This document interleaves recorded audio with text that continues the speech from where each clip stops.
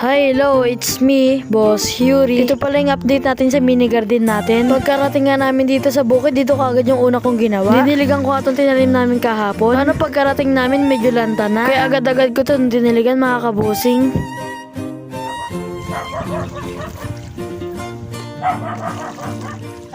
Pagkatapos ko nga magdilig, kinuha ko na tong balde. Balik kukuha nga tayo ng tae ng kalabaw. Ito yung gagamitin na yung pangpataba sa tinanim naming gulay. Kayo ba mga kabusing, pag nagtatanim kayo, anong ginagamit nyo pang pataba? Comment nyo naman dito kung ano yung ginagamit nyo. Tapos sasubukan nyo na ba magpasa ng tae ng kalabaw sa school? Diba minsan nagiging project natin sa school to?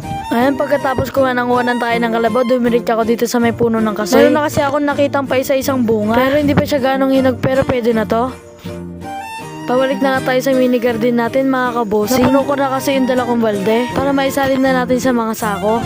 Dinudurog-durog ko nga yung mga buong tayo ng kalabaw dyan upang maikalat na maayos sa gilid ng halaman para makuha niya yung sustansya ng tayo ng kalabaw. Ang galing na, mga kabosing, paano kaya nagiging pataba to? Damo lang naman yung kinakain ng kalabaw. Kayo ba, mga kabosing, alam niyo ba kung bakit? Kung bakit nagiging pataba ang tayo ng kalabaw? Handa ako matuto at makinig sa mga comment niyo, mga kabosing. Basta sa ikakabuti ko, okay lang sa akin yun. At para din madagdagan ang kalaman ko.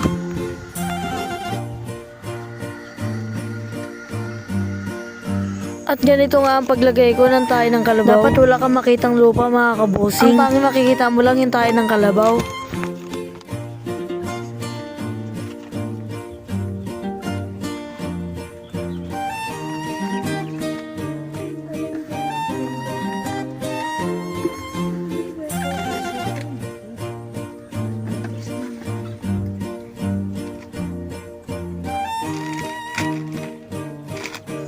At ayan nga, mga kabusing, kinulang tayo ng dumi ng kalabaw. At kaya nga bumalik ako at nanguha ulit para lahat ng mga sako, mga kabusing, malagyan natin. At para hindi na natin siya gawin kinabukasan. Bakit mo pa ipapabukas kung kaya mo naman gawin ngayon? Kapag napagod, pahinga. Tapos laban ulit. Ganun naman ang buhay, mga kabusing, huwag ka lang susuko. Kasi kapag sumuko ka, talo ka. Lahat naman kasi dumadaan sa tamang proseso, mga kabusing. Kailangan talaga muna natin maghirap para makamit natin yung gusto natin sa buhay. Sabi nga sa kasabihan, pag may tiyaga, may nilaga. At ayan nga, mga kabusing, buhay ko yung bumbahan dyan. Bali tapos na nga tayo naglagay ng dumi ng kalabaw dyan. Bali nag-iigib nga ako at magdidilig na. Nakakainggan nyo nga maligo, mga kabusing. Ano ba naman yung tubig? Ang lamig. Tapos nandito pa tayo sa bukid. Kasarapan maligo. Paano yan, mga kabusing? Abangan nyo sa sunod na vlog ko. Siyempre dito pa rin sa mini garden natin. Iko-content pa rin natin to hanggang paglaki ng mga tanim natin.